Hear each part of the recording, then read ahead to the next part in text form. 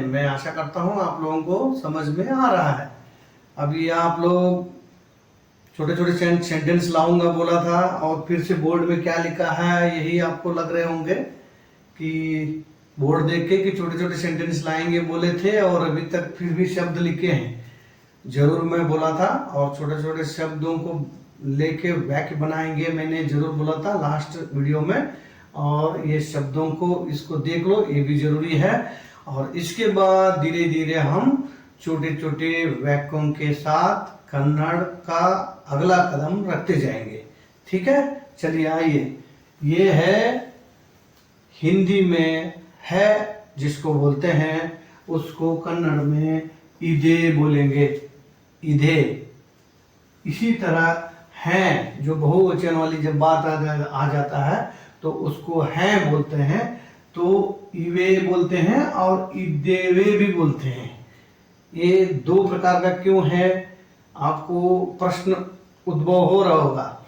इवे उनको बोलेंगे जो बहुत ज्यादा मात्रा में, यानी एक से ज्यादा मात्रा में कोई वस्तु अगर है तो उनको संबोधित करते समय इवे बोलेंगे।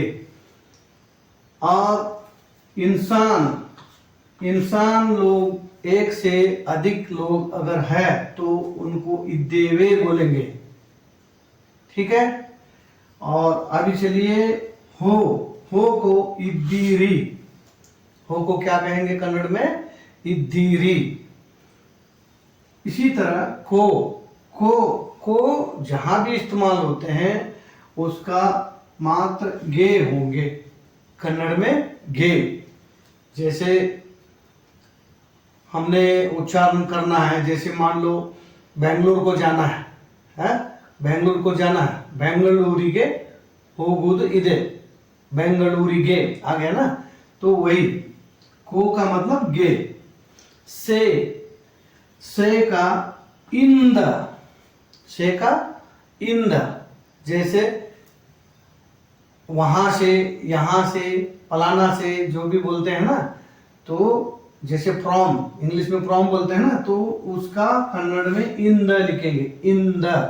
ठीक है, उसी तरह पर या ऊपर, पर या ऊपर दोनों को कन्नड़ में मेले, मेले बोलते हैं, मेले। उसी तरह तुम्हें को बोलेंगे निमगे, तुम्हें को निमगे। और उसी तरह हमें, जैसे इधर तुम्हें और हमें सेम है, वैसे ही इधर भी सेम है। एक ई की मात्रा को कम करना पड़ेगा यहाँ के। देखिए, तुम्हें का निमगे और हमें का ई का, छोटी ई का मात्रा कम हो गया है, नमगे। ठीक है, नमगे। आपका निम्म, आपका निम्म। जल्दी बेग, जल्दी का बेग। अब एक चीज मैं बताने जा रहा हूं आप लोगों को कि जैसे कन्नड़ में, जैसे आप इधर बेग है, मैं उच्चारण कर रहा हूं बेग, आप इसको बेग भी बोल सकते हो, बेग पढ़ सकते हो, बेग। तो बेग पढ़ोगे तो उसका उच्चारण पूर्ण नहीं माना जाएगा। कन्नड़ में कोई भी शब्द का जो अंतिम जो अक्षर का मिलावट जो होते हैं, जैसे बेग, बेग में अंत में अ का आ रहा है, देखो बेग, बेग। अगर आप बेग बोलोगे ना, बेग बोलोगे, तो वो जो स्वर हो, व्यंजन हो, जो अंतिम में जो उच्चारण में आता है ना, वो जब तक स्पष्ट नहीं करोगे तब तक आपका कन्नड़ स्पष्ट नहीं होगा। इसीलिए बेग नहीं बोलना, इसको बेग बोलना है, बेग। जैसे निम्म, इसको निम्म भी बोल सकते हो, निम्म नहीं बोलना, निम्म पूरा स्पष्ट बोलना है, निमगे, नमगे, मेले। इस तरह का ध्यान रखना है। और इसको भी आप उसी शब्दों के साथ अभ्यास कर लीजिए। कुछ नहीं है, कुछ भी नहीं है। दिन में 10 मिनट अगर टाइम दोगे तसल्ली से, तो 10 मिनट के अंदर आप कन्नड़ में महारत बन जाओगे। चलिए अब इसको मैं दोबारा एक बार पढ़ के आप लोगों को बता देता हूँ, उसके बाद चलते हैं छोटे छोटे सेंटेंस बनाने के लिए। हमने वादा किया था वाक्य बनाने के लिए जो दिए हुए शब्द जो 4 क्लास से जो आपको दिया हूँ उसी शब्दों को इस्तेमाल करके वाक्य बनाने का जो बात हुई थी उसी के तरफ बढ़ेंगे। अभी इसको देख लीजिए, है, इदे, हैं, इवे, इदेवे।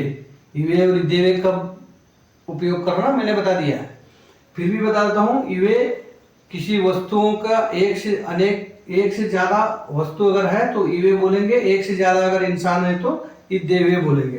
ठीक है। हो, इदीरी, को, गे, से, इन, पर, ऊपर, मेले, तुम्हें, निमगे, हमें, नमगे, आपका, निम्मा, जल्दी, बेगा। ठीक है। अब चलिए छोटे छोटे सेंटेंस लाऊंगा, बोला था सेंटेंस के बारे में बताएंगे। चलिए अभी सेंटेंस की तरफ बढ़ते हैं। सेंटेंस अभी लिख लिया है, जो आप लोगों को शब्द दिया है उसी शब्दों को इस्तेमाल करते हुए वाक्य तैयार किया गया है।